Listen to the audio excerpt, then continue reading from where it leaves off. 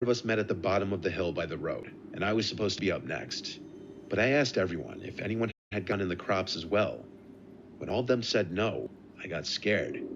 I told them I heard someone walking in the crops, and it may have been the homeowner, so we should leave. This is the With least that, we scary left in a story I've hurry and heard so walked far. back to the mobile home, where our parents were watching a movie in the living room. For dinner, we went to the local pizzeria that we all loved. From what I remember, our dad told us that nobody lived in that house that we were playing at. So when we got back and it was dark out, we just knew we wanted to play flashlight tag now. Our mom didn't want Todd coming out with us past dark, and I'm sure they only let us go because Tony was 14 and they thought he was old enough to keep an eye on us. So the three of us ventured off back to that house to play flashlight tag, which basically is hide and seek, but if you get exposed by the seeker with a flashlight, you're out. Once we got to the property again, it was like 90% dark out. They wanted me to seek this time since Tony did last time, so I turned around and counted to 60, and then I shouted, "I'm coming." I kept the flashlight off as a strategy to not give away my position. I could just barely see enough to navigate around. I ran up the hill to the house, which had no lights on. I peered around the walls of the house, and then the shed. I didn't see either of them. I looked into the trees, and decided to turn my flashlight on and look through the tree line. Still nothing, so I turned the flashlight back off. I knew one of them had to be in the cornfield. It was too obvious of a hiding spot. It was small enough that I could check it out. I got to the bottom of the hill by the cornfield and quietly pushed my way in. It was hard not to make noise in here, but I tried my best. I also kept the flashlight off to not make it obvious I was in here. I didn't realize until now that it was dark out how absolutely scary this was at night. As I was sneaking around the crops, I heard footsteps inside the crops. I had to be sneaky if I wanted to catch them. I honed in on exactly where the footsteps were coming from, and when I heard them right on top of me, I turned on my flashlight and yelled, "Caught." But all I saw was the back of someone running away from the light. "Who is that?" I said. "You're out." Then I heard this creepy laughter. It wasn't the laughter of my brothers, or any kid for that matter. It sounded like some deranged adult. I was frozen, apart from moving my hand with the flashlight around, trying to see who it was. I heard a grown man's voice say very softly, "Can I play with you guys?" And then I saw his face. It was half covered by the few crops still separating the two of us. From what I could tell, he had this kind of deformed-looking face. I really couldn't tell if it was a mask or not. I ran out of the crops and started yelling my brothers' names, saying, "Run, game over." I heard them both yell back at me from the same spot. They hid together. I saw them running down the hill with their flashlights on. I turned mine on and told them to just keep running. We ran all the way down the road until we got back to our property, and we were out of breath. But I told them there was some deformed-looking, freaky man hiding in the crops, and that he was probably the one I heard in the crops earlier, too. I still remember their faces when I told them this. When I told my parents, they looked confused, and my dad didn't seem to know how to react. My mom made it clear she didn't want us going off the property past dark anymore. Honestly, I didn't want to anyway. I had trouble sleeping that night, thinking, what if that man was outside in Yeah, the no pitch shit. darkness, outside one of the windows? I could tell I freaked everyone out a little bit with my description of the man. I had no reason to make it up, though, and they knew that. It goes without saying, we didn't go back to that property up the road. Thank God it wasn't that close to our property. My family sold the property only a few years after this.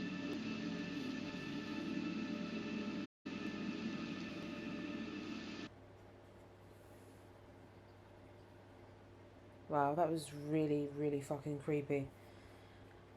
Okay, guys, so that was episode 2 of 31 Days of Hell. Let me go back to here. Lovely. Yeah, I hope you guys enjoyed watching this. I definitely enjoyed posting it. This will be, if it's not already on my... it's on my Twitch though, right? Anyway, I'm going to have to upload from my Twitch.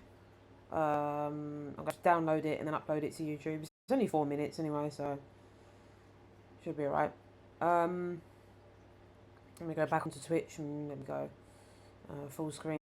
Okay. Yeah, that was really, really fucking creepy. That was really creepy. I don't know what you guys' favourite one was. For me, I found the first one was quite quite creepy with the fact that, you know, they're playing in the chapel, and, you know, they cycle past the cornfields, they get to the chapel, and, like, you know, you got the creepy guy in the window and he moves. One of the creepiest things to me is when you see something creepy and then you never see it again, because then you like, that lets you know that it's something out of the ordinary, and like that's what really kicks in that fight or flight.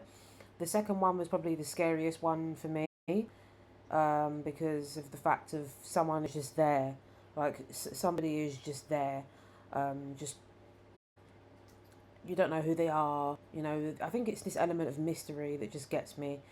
So first of all, I'd like to apologise to you guys because 31 Days of Hell is a Halloween themed series that I do. I'm following that theme.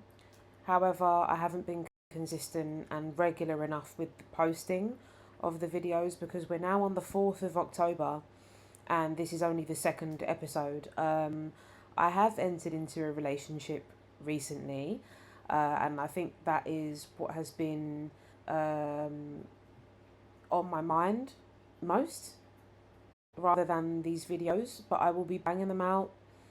I'll be posting them more. It just means that this 31 Days of Hell is most likely going to go into the middle of November. But that's okay. It's more content, it's more things to post, more things to upload. I still have my Manor of the Damned, The Haunting of Bly Manor, games to play. I still have that to look at, so I will. But yeah, that's it really. So thank you very much for watching. Go and check out my YouTube channel. This is my second episode of 31 Days of Hell. It's going to get creepier every single fucking day. I plan to be watching jump scares of videos. I plan to, you know, do some really creepy things, play some creepy games. I'm getting the PS5 soon. I might be streaming straight from my PS5. I'll be playing gory games and creepy games. I'll be sharing a whole plethora of websites for people, and just like, I want to make this creepy and good, and I want to do something creative and different. And anyway, let me stop speaking. I'll let my actions speak for themselves. So thank you for watching, everybody, and I hope you've enjoyed this episode of 31 Days of Hell.